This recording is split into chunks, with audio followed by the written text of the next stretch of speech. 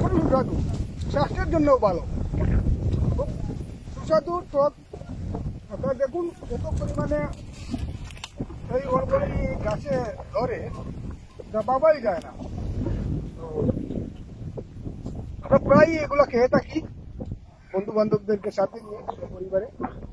তো দেখুন আপনাদের জন্য এই অরবরি খাবার দাওয়াত রইল। সবসময় হয় না, বছরে একবারই মৌসুমী ফসল।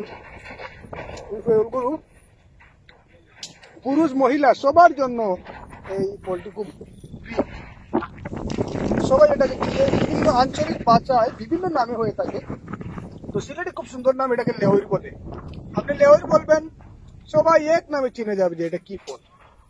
তো আলহামদুলিল্লাহ দেখুন এই বড়ই কি পরিমাণে গাছে ধরে, আপনারা সচক্ষে না দেখলে বুঝতেই পারবেন না। এই যে দেখুন এত।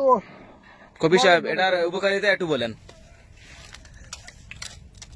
বিশেষ করে বড়ের প্রথম যে উপকারিতা হচ্ছে ভিটামিন, পর্যাপ্ত পরিমাণে ভিটামিন সি রয়েছে। ভিটামিন সি, আর যেহেতু সে এটা হলুদ বর্ণ ধারণ করছে, এটার মধ্যে মাল্টিভিটামিন বলতে পারেন, জিঙ্কের পরিমাণও রয়েছে।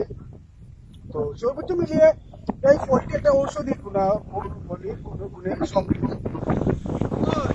আপনাদের যখনই মন চাইবে বড়ই টক রান্না করে খেতে পারেন, সেভাবে লবণ দিয়েও খেতে পারেন। সবাই বড়ই খাবেন, এরকম গাছ লাগাবেন বাড়ির আশেপাশে।